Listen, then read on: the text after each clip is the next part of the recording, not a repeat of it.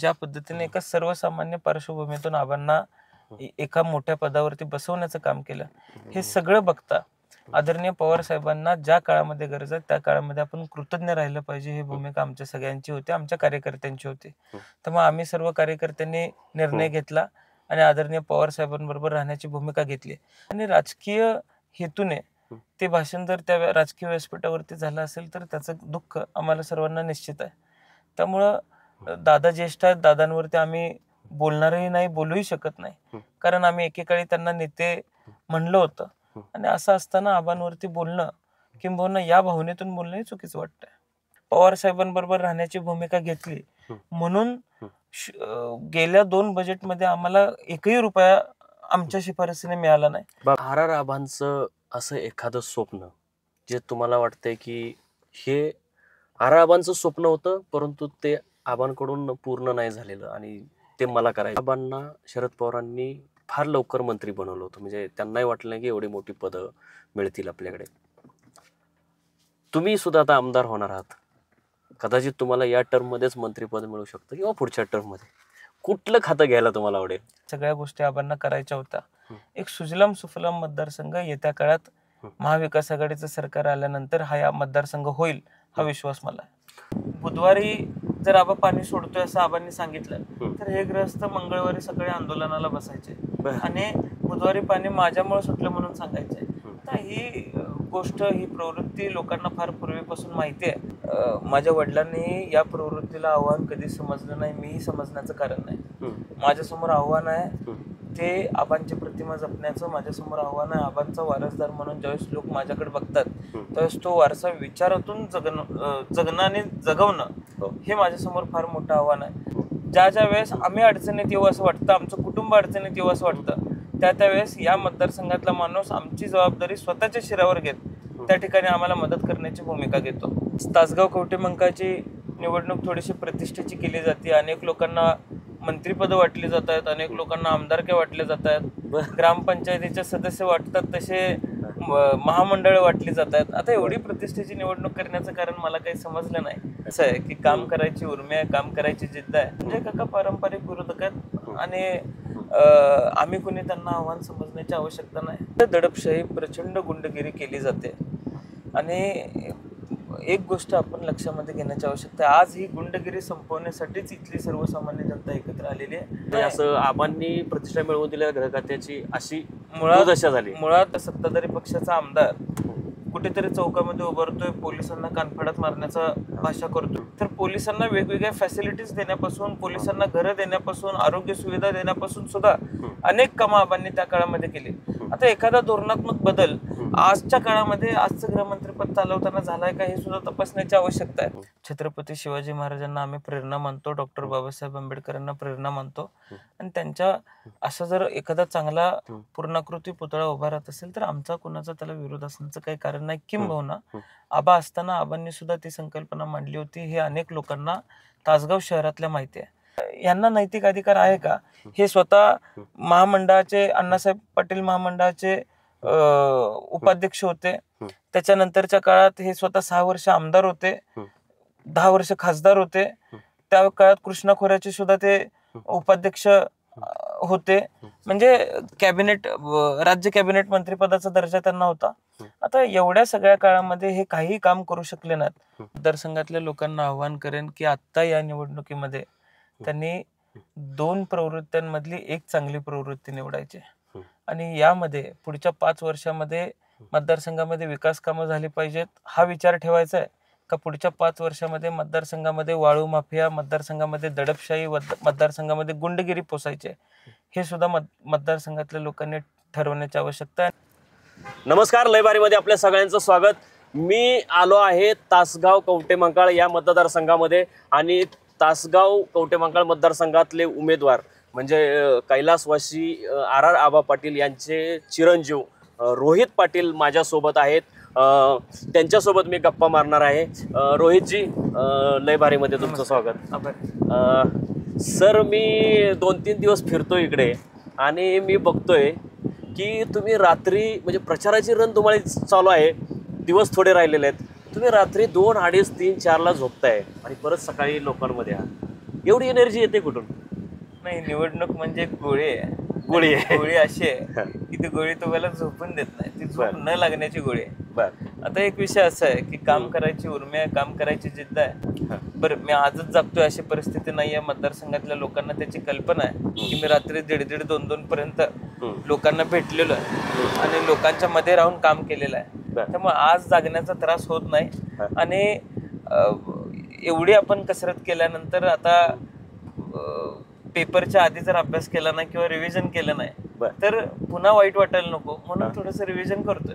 बर सर, तुमच्या समोर संजय काका पाटील उमेदवार आहेत, 2 वेळ खासदार राहिले होते, यापूर्वी विधान परिषदेत होते आबांच्याच कृपेमुळे, परंतु ते मातब्बर आहेत. तुमची पहिलीच निवडणूक आहे, कसं आव्हान वाटतंय? अनेक लोक एकत्र आलेले आहेत मतदारसंघामध्ये, अनेक अनुभवी लोक एकत्र आलेले आहेत, विरोध करतात. तासगाव कवठे मंकाळची निवडणूक थोडीशी प्रतिष्ठेची केली जाते. अजितदादांना या मतदारसंघामध्ये यावं लागतं, मी मंत्री करतो म्हणून सांगावं लागतं, अनेक लोकांना आमदारक्या देतो म्हणून सांगावं लागतं. मतदारसंघामध्ये आता ग्रामपंचायतीच्या सीटा वाटल्यासारख्या महामंडळ वाटली जातात अनेक लोकांना. तरी अशी खोटी आश्वासनं मतदारसंघामध्ये देऊन थोडंसं लोकांना भुलवायचा प्रयत्न काही लोक, काही मंडळी करतात. पण एक गोष्ट अशी आहे की या मतदारसंघातली सर्वसामान्य जनता ही आमच्या बरोबर आहे आणि या मतदारसंघामध्ये आम्ही काम करताना त्यांच्यासाठी केलेलं आहे. त्यामुळे एकूण सर्वसामान्य जनता ही आमच्या बरोबर ताकदीने उभी राहील हा मला विश्वास आहे. किती जरी लोक एकत्र आले, ज्या ज्या वेळेस आम्ही अडचणीत येऊ असं वाटतं, आमचं कुटुंब अडचणीत येऊ असं वाटतं, त्यावेळेस या मतदारसंघातला माणूस आमची जबाबदारी स्वतःच्या शिरावर घेत त्या ठिकाणी आम्हाला मदत करण्याची भूमिका घेतो. त्यामुळे आमची लोक आमच्या बरोबर उभे राहतील, या मतदारसंघातली गोरगरीब जनता आमच्या बरोबर उभी राहील हा विश्वास मला आहे. सर, एका बाजूला संजय काका पाटलांचं आव्हान आहे, कारण त्यांना अजित पवारांचा आशीर्वाद आहे, महायुतीची छुपी किंवा डायरेक्ट शक्ती आहेच, ते भाजपचेच आहेत तसे. दुसऱ्या बाजूला तुम्ही RR पाटलांचे चिरंजीव आहात, आबांचे चिरंजीव आहात. आबांची प्रतिमा ही अख्ख्या महाराष्ट्रात म्हणजे फारच चांगले ग्रस्त, म्हणजे राजकारणातला संत पुरुष अशा पद्धतीची त्यांची प्रतिमा होती. मी जवळून बघितलेलं आहे, फार माझे चांगले अनुभव आहेत, पुढच्या प्रश्नामध्ये मी बोलेनच.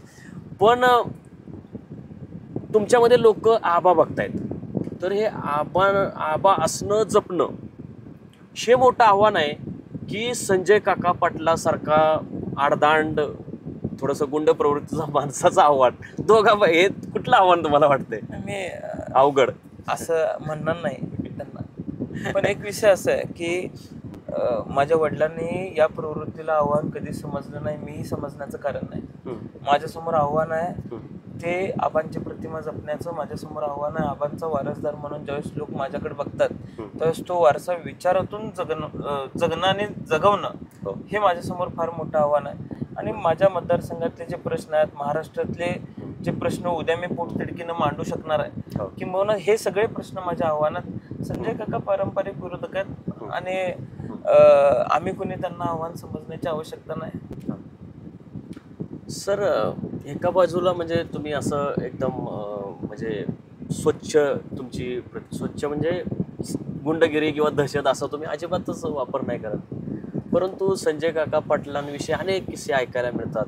त्यांच्या जमिनीविषयीचे किस्से असतील, त्यांच्या दहशतीचे किस्से असतील. मलाही 5 वर्षापूर्वी, मी तर मुंबईतला आहे, माझा काही संबंध नाही, एक बातमी केली म्हणून इथल्या कार्यकर्त्याने घाणेरड्या शिव्या दिल्या होत्या आणि ती इकडे क्लिप व्हायरल झाली होती. जर कदाचित तुम्हाला 5 वर्षाचं आठवत असेल लोकसभा इलेक्शनचं, तर मलाही झळ बसलेलं आहे. म्हणजे बाहेरच्या माणसाला जर असा त्रास होत असेल, ज्याचा काही संबंध नाही मतदारसंघाशी, तर इथल्या लोकांनी काय करायचं? तुमच्या कार्यकर्त्याला मध्यंतरी एका मारहाण झाली होती. प्रचंड दडपशाही, प्रचंड गुंडगिरी केली जाते आणि एक गोष्ट आपण लक्षामध्ये घेण्याची आवश्यकता आहे, आज ही गुंडगिरी संपवण्यासाठीच इथली सर्वसामान्य जनता एकत्र आलेली आहे आणि ज्या पद्धतीनं आपण यांची गुंडगिरी संपुष्टात आणली होती त्याच पद्धतीनं येत्या काळामध्ये कायद्याच्या मार्गाने मी यांची गुंडगिरी संपुष्टात आणणार आहे. या मतदारसंघातल्या लोकांचं संरक्षण करणं ही आमची जबाबदारी असणार आहे. या मतदारसंघातल्या लोकांना दडपून जर त्यांची एखादी ॲसेट त्यांच्या नावावरती त्यांना त्रास दिला जाणार असेल तर आता अनेक उदाहरणं तुम्ही म्हणताय तसं आम्ही बघितली. काही लोकांच्या जमिनी लाटल्या गेल्या, काही लोकांच्या जमिनी दबाव टाकून घेतल्या गेल्या, अशा अनेक गोष्टी या मतदारसंघामध्ये केल्या गेलेल्या आहेत आणि याची उदाहरणं अनेक लोकांना माहिती आहेत, ती मी सांगायची गरज नाही आहे. पण या सगळ्याला उत्तर लोकांनी लोकसभेला सुद्धा दिलंय आणि या प्रवृत्तीला आणि या सगळ्याला उत्तर लोक विधानसभेला सुद्धा देतील. सर, आबांकडे एक गृह खातं होतं आणि त्या गृह खात्याला प्रतिष्ठा मिळवून द्यायचं त्यांनी काम केलं. त्यांच्या काळात पोलिसांचे पगार वाढले, त्यांनी कधी 1 रुपयाही घेतला नाही किंवा तसा भ्रष्टाचार भरतीमध्ये होऊ दिला नाही. पूर्ण सिस्टीमच अशी राबवली की जो गुणवंत आहे, ज्याच्याकडे गुणवंत आहे तो मुलगा पोलीस भरती होईल. त्यांनी कधी पोलिसांना गैरप्रकार करायला लावले नाहीत, राजकीय कारणासाठी पोलीस खात्याचा गैरवापर केला नाही. तर ते त्यावेळेचं एक ते असं गृह खातं होतं की ज्याला एक प्रतिष्ठा होती. आत्ताचं गृह खातं जे देवेंद्र फडणवीसांकडे आहे, आता आपण बघतोय म्हणजे आता रश्मी शुक्ला यांची बदली करावी लागली. तर हे दोन्ही वेळेमधलं गृह खातं तुम्ही कशी तुलना कराल? काय वाटतंय, असं आबांनी प्रतिष्ठा मिळवून दिलेल्या गृह खात्याची अशी दशा झाली? मुळात या खात्याचा जो हेतू आहे तो स्वच्छ असला पाहिजे. आबा असताना या खात्याचा हेतू होता की हे खातं चांगल्या पद्धतीने चाललं पाहिजे, या राज्याचं संरक्षण झालं पाहिजे. अलीकडच्या काळामध्ये आपण बघतोय आता कशा पद्धतीने आपण सांगतोय की एखादा यांच्याच पक्षातला सत्ताधारी पक्षाचा आमदार कुठेतरी चौकामध्ये उभारतोय, पोलिसांना कानफडत मारण्याचा भाषा करतोय, जाती धर्मामध्ये तेढ निर्माण केली जाते, धर्मामध्ये भांडणं लावली जातात आणि त्यामध्ये पोलिसांच्या कुटुंबाच्या बाबतीत सुद्धा थोडंसं चुकीचं बोललं जातंय. या सगळ्याकडे कुठेतरी डोळेझाक करून चालणार नाही, ह्याच्याकडे आपण लक्ष दिलं पाहिजे. कारण पोलिसांचं मनोधैर्य हे या राज्यासाठी, या राज्याच्या सुरक्षेसाठी अत्यंत महत्त्वाचं आहे. आणि जे घटक, जे पोलीस आपल्या राज्याचं संरक्षण करतात त्यांचं मनोधैर्य घटता कामा नये, याची दक्षता खरं तर खात्याने घेतली पाहिजे. आज तसं होताना दिसत नाही. उलट कुठेतरी पोलिसांनाच खच्चीकरण केलं जाते, पोलिसांच्याच वेगवेगळ्या पद्धतीनं अडचणी निर्माण केल्या जातात. मला कितीतरी लोक सांगतात की आबांनी पोलीस भरतीच नव्हे तर पोलिसांना वेगवेगळ्या फॅसिलिटीज देण्यापासून, पोलिसांना घरं देण्यापासून, आरोग्य सुविधा देण्यापासून सुद्धा अनेक कामं आबांनी त्या काळामध्ये केली. आता एखादा धोरणात्मक बदल आजच्या काळामध्ये, आजचं गृहमंत्रीपद चालवताना झालाय का हे सुद्धा तपासण्याची आवश्यकता आहे. त्यामुळं माझी विनंती असणार आहे की या सगळ्यातला फरक हा लोकांना कळतोय आणि लोक याला उत्तर देतील. सर, आपला भाग दुष्काळी याच्यामध्ये येतो. मी आता काही दिवसांपूर्वी भारत पाटणकर यांची मुलाखत घेतली होती. मोठे सामाजिक क्षेत्रातलं त्यांचं काम आहे. पाणी, आपल्या या भागामध्ये पाणी चळवळ कार्यान्वित करण्याचं त्यांचं आणि नागनाथ नायकवडी यांच्याकडे बरंच श्रेय जातं. ते मला बोलले होते, असे ते इंटरव्ह्यू आपली प्रसिद्ध झाली, ते असे मला बोलले होते की ह्या दुष्काळी भागामध्ये पाणी कसं जाऊ शकतं. तर त्यावेळी आबा उपमुख्यमंत्री होते, आबांनी अधिकाऱ्यांना बोलवलं. तर अधिकारी सांगत होते की पाणी तिकडे जाऊ शकत नाही, हे नेता येत नाही. तर हे नागनाथ अण्णा नायकवडे असतील, नागनाथ अण्णा नायकवडे नव्हते त्यावेळी, भारत पाटणकर असे त्यांनी सांगितलं की कसं जाऊ शकतं शास्त्रशुद्धपणे. तर आबा त्यावेळी अधिकाऱ्यांना असे म्हणाले, अरे हे सांगतायत पाणी जाऊ शकतं, प्रयत्न करायला काय हरकत आहे, तुम्ही प्रयत्न करा. तर ते प्रयत्न फळाला आले. आज फक्त तुमचा हा तासगाव कवटेमंकाळच नाही तर आटपाडी असेल, आमचा मानकाटा असेल, पाणी असं गेलं. हे मोठं श्रेय आबांचं आहे. आणि मला वाईट ह्याचं वाटतंय की मी काल ज्यावेळी तासगावला आलो तर तुमचे इथले लोक, म्हणजे गावटगे म्हणा, जे नाक्यावर उभे असतात, ते असे म्हणत होते की हे श्रेय म्हणजे पाणी आणलं ते संजय काकांमुळे. म्हणजे लोकांना, म्हणजे तुम्ही प्रचार करायला कमी पडला, लोकांना हे कसं माहित नाही. त्यांचे काही ठराविक कार्यकर्ते सोडले तर असं कुणी म्हणत नाही की त्यांनी पाणी आणलं. त्यांनी दुसऱ्याने एखादी गोष्ट केली तर स्वतः त्याचं श्रेय चोरायचं किंवा त्याचं श्रेय घ्यायचा प्रयत्न करायचा, हेच काम आतापर्यंत त्यांनी केलेलं आहे. आबा मंत्री असताना शुक्रवारी शनिवारी यायचे. बुधवारी जर आबा पाणी सोडतोय असं आबांनी सांगितलं तर हे ग्रहस्थ मंगळवारी सकाळी आंदोलनाला बसायचे आणि बुधवारी पाणी माझ्यामुळे सुटलं म्हणून सांगायचे. तर ही गोष्ट, ही प्रवृत्ती लोकांना फार पूर्वीपासून माहिती आहे. त्यामुळे अगदी ठराविक लोक सोडली तर सर्वसामान्य जनता ही आबांचंच नाव घेते. आणि आबांच्या पश्चात आम्ही ज्यावेळेस इथल्या टेंबूच्या पाण्यासाठी वाढीव पाणी आरक्षित मिळावं म्हणून आम्ही ज्यावेळेस आमरण उपोषण केलं त्यावेळेस सुद्धा संजय काकांनी माझी थट्टा करण्याचंच काम केलं होतं. त्यांनी जर प्रयत्न केला असता ती फाईल लवकर पळवण्याचा तर कदाचित मला आमरण उपोषणाला बसावं लागलं नसतं. आता याचं भान कदाचित ते खासदार असताना त्यांना नसावं. पण आज मला विश्वास आहे की आम्ही काय काम केलेलं आहे हे लोकांना गाडी बंद माहिती आहे. करा ना. आणि लोक याला निश्चितपणाने चांगल्या पद्धतीने विधानसभेच्या काळात उत्तर देतील. सर, मी मतदारसंघात फिरत असताना म्हणजे विशेषतः तासगावच्या नाक्यावर मला एक तुमच्याविषयी आणि तुमच्या कुटुंबाविषयी, आबांविषयी एक 2 गोष्टी बोलल्या जात आहेत. म्हणजे त्याचं खरं खोटं तुम्ही सांगा. की त्यांचं म्हणणं की 35 वर्षात काहीच झालं नाही, काहीच केलं नाही यांनी, पहिला प्रश्न. दुसरा की शिवाजी महाराजांचा पुतळा आणि बाबासाहेब आंबेडकरांचा पुतळा बसवण्यासाठी यांनी विरोध केला होता आणि थोडंसं धार्मिक रंग देण्याचाही प्रयत्न होतोय का खरं खोटं माहिती नाही. आणि मशिदीसाठी मात्र आबांनी काही काम केलं होतं. तर मला वाटतंय की हे इतकी त्याची चर्चा आहे की हे थोडंसं त्यातला खुलासा जाणं गरजेचं एक आहे विषय असा आहे, यांचे काही ठराविक लोक सोडले तर ही भावना कोणाची नाही. छत्रपती शिवाजी महाराजांना आम्ही प्रेरणा मानतो, डॉक्टर बाबासाहेब आंबेडकरांना प्रेरणा मानतो. आणि त्यांच्या असा जर एखादा चांगला पूर्णाकृती पुतळा उभा राहत असेल तर आमचा कोणाचा त्याला विरोध असण्याचं काही कारण नाही. किंबहुना आबा असताना आबांनी सुद्धा ती संकल्पना मांडली होती, हे अनेक लोकांना तासगाव शहरातल्या माहिती आहे. आता 35 वर्षामध्ये आम्ही काय केलं हे लोक विचारतात. 35 वर्षामध्ये लोकांनी आम्हाला स्वीकारण्याचं काम केलं आणि तुम्हीच पारंपरिक विरोधात होता, तुम्हाला नाकारण्याचं का काम केलं, हा सवाल स्वतःला एकदा त्यांनी विचारण्याची आवश्यकता आहे. कुठलंही चांगलं काम होऊन द्यायचं नाही, चांगल्या कामाच्या आडवं पडायचं, ही एकच गोष्ट यांना जमते. एखादं काम झालं तर ते काम आम्ही केलं म्हणून फक्त सांगत सुटायचं. त्या कामासाठी काही योगदान नसताना फक्त श्रेय लाटायचं काम यांनी करायचं. लोकांना दाबायचं, लोकांची गळचेपी करायची, एखादी गोष्ट रेटून न्यायची, खोटं बोलायची, ही यांची जुनी पद्धत आहे. त्यामुळे या सगळ्या गोष्टींची लोकांना कल्पना आहे. 35 वर्षामध्ये हे आम्हाला काय केलं विचारतायत. यांच्या गावच्या ग्रामपंचायतीला सुद्धा आबांनी निधी दिलाय. यांच्या गावच्या वळचणीला सुद्धा जे पाणी फिरते किंबहुना पाण्याच्या ज्या स्कीम यांच्या गावाला दिलेत त्या सुद्धा आबांनी देण्याचं काम केलंय. आता यांना नैतिक अधिकार आहे का? हे स्वतः महामंडळाचे, अण्णासाहेब पाटील महामंडळाचे उपाध्यक्ष होते. त्याच्यानंतरच्या काळात हे स्वतः 6 वर्ष आमदार होते, 10 वर्ष खासदार होते. त्या काळात कृष्णा खोऱ्याचे सुद्धा ते उपाध्यक्ष होते. म्हणजे राज्य कॅबिनेट मंत्रिपदाचा दर्जा त्यांना होता. आता एवढ्या सगळ्या काळामध्ये हे काही काम करू शकले नाहीत म्हणून लोकसभेला लोकांनी यांना नाकारलं. आता सातत्याने आम्ही काम करतोय, लोकांमध्ये असतो म्हणून लोक आम्हाला स्वीकारतात.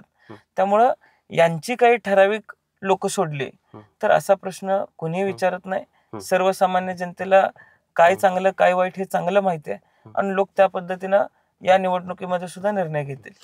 सर, आपण शेवटचे 2-3 प्रश्न विचारूया. अजित पवार नेहमी म्हणायचे की आर आबा हे माझे मित्र आहेत, आर आबांशी माझं असं रिलेशन आहे. म्हणजे त्यांनाही आर आबांचं नाव घेताना फार हे छाती फुलून यायची. म्हणजे हयात असताना सुद्धा आणि हयात नसताना सुद्धा बऱ्याचदा ते बोलले होते. असं सगळं असताना ते तासगावमध्ये येतात, आबांच्या मुलाच्या विरोधात ते आपल्या पक्षाची उमेदवारी देतात आणि प्रचारामध्ये ते आबांविषयी काही भलतं बोलतात. कसं वाटलं तुमच्या मनाला? 9-9.5 वर्षानंतर त्यांनी तसं बोलण्याची किती गरज होती मला माहित नाही. पण इतक्या वर्ष तोच आकाश मनामध्ये ठेवून राहणं हे किती योग्य आहे हेही मला माहित नाही. पण आम्ही त्यांच्या नेतृत्वामध्ये काम केलंय. कुटुंबीय म्हणून आम्हाला सर्वांना त्याचं वाईट वाटलं आणि राजकीय हेतूने ते भाषण जर त्या राजकीय व्यासपीठावरती झालं असेल तर त्याचं दुःख आम्हाला सर्वांना निश्चित आहे. त्यामुळं दादा ज्येष्ठ आहेत, दादांवरती आम्ही बोलणारही नाही, बोलूही शकत नाही. कारण आम्ही एकेकाळी त्यांना नेते म्हणलं होतं आणि असं असताना आबांवरती बोलणं किंबहुना या भावनेतून बोलणंही चुकीचं वाटतंय. पूर्वीचे अजितदादा आणि आत्ताचे अजितदादा, काय फरक वाटतो 2 अजितदादांमधला? आता तसा फरक सांगता येणार नाही, पण महाराष्ट्राच्या राजकारणामध्ये एक सुसंस्कृतपणा जपला गेला होता. मग गेलेल्या माणसाबाबतीत असेल किंवा त्याच्या पुढे जाऊन विरोधी पक्षामध्ये असताना सुद्धा अनेक आमदारांना चांगल्या प्रमाणात निधी देण्याचं काम आदरणीय चव्हाण साहेबांपासून आम्ही आबांच्या बाबतीतही बघितलं. आबा विरोधी पक्षातल्या लोकांचे काम फार चांगल्या पद्धतीने करून द्यायचे. पण आता तसं काही दिसत नाही. मतदारसंघामध्ये आम्ही पवार साहेबांबरोबर राहण्याची भूमिका घेतली म्हणून गेल्या 2 बजेटमध्ये आम्हाला एकही रुपया आमच्या शिफारसीने मिळाला नाही. बापरे. आता हे म्हणजे अजितदादांकडे खातं असताना अर्थमंत्री असताना आता हे कुठेतरी चुकीचं आहे. अशा पद्धतीचा आकाश हे महाराष्ट्राच्या संस्कृतीमध्ये कधी नव्हता. हे कुणीतरी आत्ताच्या राजकारण्यांना किंवा राजकारणामध्ये जाणीव करून देण्याची आवश्यकता आहे. सर, शरद पवारांनी अजितदादांना एवढं मोठं केलं. त्यांनी असं ते गेले तिकडे आणि मला वाटतं दुपारी शपथविधी झाली, ते 10-12 जण गेले. 10-12 मंत्र्यांनी शपथ घेतली. कसं वाटलं त्यावेळी तुमच्या मनाला, की कदाचित तुम्हालाही विचारणा झाली असेल त्यावेळी, तुम्ही बी चल माझ्याबरोबर, तुम्हाला संधी खोके वगैरे घ्यायला संधी मिळाली असती, तुम्ही त्या संधीकडे म्हणा किंवा त्या गद्दारीकडे कसं बघितलं? एक विषय असा आहे की आदरणीय पवार साहेबांनी ज्या पद्धतीने या परिसरावर मध्ये काम केलेलं आहे आणि त्याच्या पुढे जाऊन ज्या पद्धतीने एका सर्वसामान्य पार्श्वभूमीतून आबांना एका मोठ्या पदावरती बसवण्याचं काम केलं, हे सगळं बघता आदरणीय पवार साहेबांना ज्या काळामध्ये गरज आहे त्या काळामध्ये आपण कृतज्ञ राहिलं पाहिजे, ही भूमिका आमच्या सगळ्यांची होती, आमच्या कार्यकर्त्यांची होती. त्यामुळे आम्ही सर्व कार्यकर्त्यांनी निर्णय घेतला आणि आदरणीय पवार साहेबांबरोबर राहण्याची भूमिका घेतली. आता एकदा का भूमिका ठाम घेतली तर मग कुठली आमिषा आली तरी काही फरक पडत नसतो. निष्ठा ही फक्त छत्रपती शिवाजी महाराजांच्या इतिहासापुरती मर्यादित नाही. आजही आपण निष्ठेचं उदाहरण देत असताना आपणही कुठेतरी निष्ठेचं प्रतीक झालं पाहिजे असं आम्हाला वाटलं आणि आम्ही त्या पद्धतीची भूमिका घेतली. सर, आर आबांचं असं एखादं स्वप्न जे तुम्हाला वाटतंय की हे आर आबांचं स्वप्न होतं, परंतु ते आबांकडून पूर्ण नाही झालेलं आणि ते मला करायचे. MIDCच्या बाबतीत आबांची इच्छा होती काम करायची, पण अनेक लोक आडवं पडले. ते MIDC आपण मंजूर करून आणले. आता तिथे येत्या काळात चांगल्या कंपन्या आणणं हे आमचं प्रमुख आव्हान असेल. रिंग रोडच्या बाबतीत आबांना रिंग रोड करायचा होता, तो अलीकडच्या काळामध्ये बायपास आम्ही गडकरी साहेबांच्या माध्यमातून चांगल्या प्रमाणात मंजूर करून आणला. तेही काम आबांचं आम्ही पूर्ण केलेलं आहे. आता बऱ्याच गोष्टी वेगवेगळ्या गावामध्ये आबांना काही कामं करायची होती. काही ठिकाणी बॅरेजेस आबांनी केले, वाढीव बॅरेजेस आम्ही सुद्धा केले. तिथं पर्यटन स्थळ असतील किंवा काय असतील, या सगळ्या गोष्टी आबांना करायच्या होत्या. एक सुजलाम सुफलाम मतदारसंघ येत्या काळात महाविकास आघाडीचं सरकार आल्यानंतर हा या मतदारसंघ होईल, हा विश्वास मला आहे. सर, मला सांगा की तुमचा या मतदारसंघाच्या विकासाचा रोडमॅप काय असेल?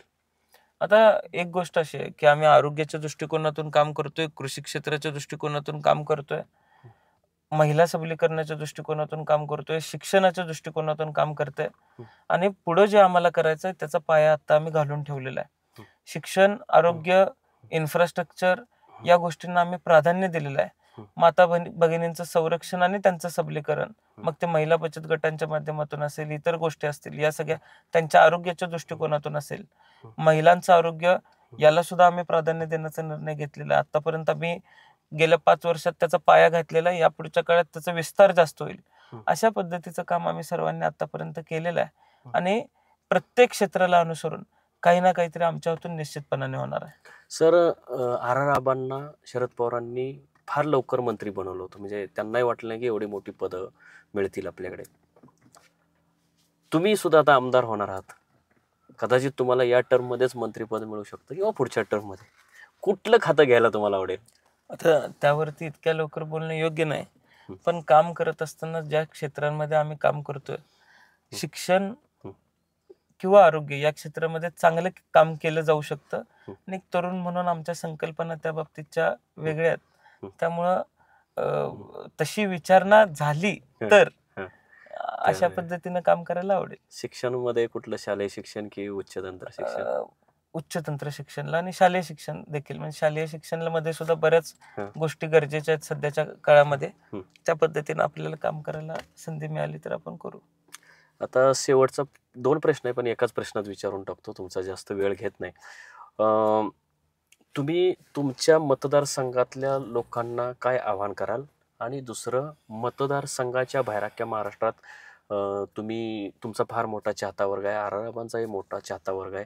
तुम्ही जरी लहान असला तरी तुम्ही महाविकास आघाडीचे मोठे नेते आहात. तर तुम्ही पहिल्यांदा तुमच्या मतदारसंघातील मतदारांना या माध्यमातून सांगा आणि नंतर महाराष्ट्रातले. मी मतदारसंघातल्या लोकांना आव्हान करेन की आता या निवडणुकीमध्ये त्यांनी 2 प्रवृत्त्यांमधली एक चांगली प्रवृत्ती निवडायची आणि यामध्ये पुढच्या 5 वर्षामध्ये मतदारसंघामध्ये विकास कामं झाली पाहिजेत हा विचार ठेवायचा आहे का पुढच्या 5 वर्षामध्ये मतदारसंघामध्ये वाळू माफिया, मतदारसंघामध्ये दडपशाही, मतदारसंघामध्ये गुंडगिरी पोसायची आहे, हे सुद्धा मतदारसंघातल्या लोकांनी ठरवण्याची आवश्यकता आहे. आणि मला विश्वास आहे या मतदारसंघातल्या सुज्ञ लोकांच्या सद्सद्विवेक बुद्धीवरती मला विश्वास आहे की ते चांगल्या विचारांच्या मागे उभा राहतील संबंध महाराष्ट्रामध्ये जर मला तुम्ही आव्हान करायला लावलं तर निष्ठेनं राहणाऱ्या लोकांच्या मागे आपण सर्वांनी उभारलं पाहिजे. आदरणीय पवार साहेब, आदरणीय उद्धव बाळासाहेब ठाकरे साहेब, आदरणीय काँग्रेसचे सर्व नेते या सर्वांनी चांगल्या पद्धतीनं आपल्या विचारधारा जपण्याचं काम गेल्या 5 वर्षामध्ये केलेलं आहे. अगदी पक्ष फुटलेले असताना सुद्धा अनेक उमेदवार आपल्याबरोबर उभे राहिले, अनेक लोक आपल्याबरोबर ताकदीनं सक्षमपणे उभी राहिली. या सगळ्यांच्या पाठीमागं आपण खंबीरपणे उभं राहावं एवढीच विनंती मी आपल्या माध्यमातून सर्व प्रेक्षक वर्गाला करेन. धन्यवाद सर, तुमचं मी आभार मानतो. तुम्ही अनेक मुद्द्यांना हात घातला. तुम्ही तुमच्या तासगाव कवठे महांकाळ मतदारसंघाचा रोडमॅप सांगितला. 2 प्रवृत्तीमध्ये कुणाला निवडून द्यायचं, कुणाच्या पाठीशी उभं राहायचं मतदारांनी, ते तुम्ही आवाहन केलं. आणि महाराष्ट्रात सुद्धा निष्ठावंत लोकांच्या पाठीशी उभं राहिलं पाहिजे अशा पद्धतीची तुम्ही भावना व्यक्त केली. अतिशय व्यस्त वेळापत्रकातून तुम्ही मला वेळ दिला त्याबद्दल धन्यवाद. आणि आपण आशा करूयात, मी मुंबईवरून आलोय, आपली पुढची भेट ही विधानसभेमध्ये होईल. तुमची शपथ घेताना मला तुम्हाला तिथं पाहायचं आहे. पुन्हा एकदा धन्यवाद. अशाच आणखी महत्त्वाच्या घडामोडींसाठी लयभारीच्या यूट्यूब आणि फेसबुक पेजला लाईक, शेअर आणि सबस्क्राईब करा.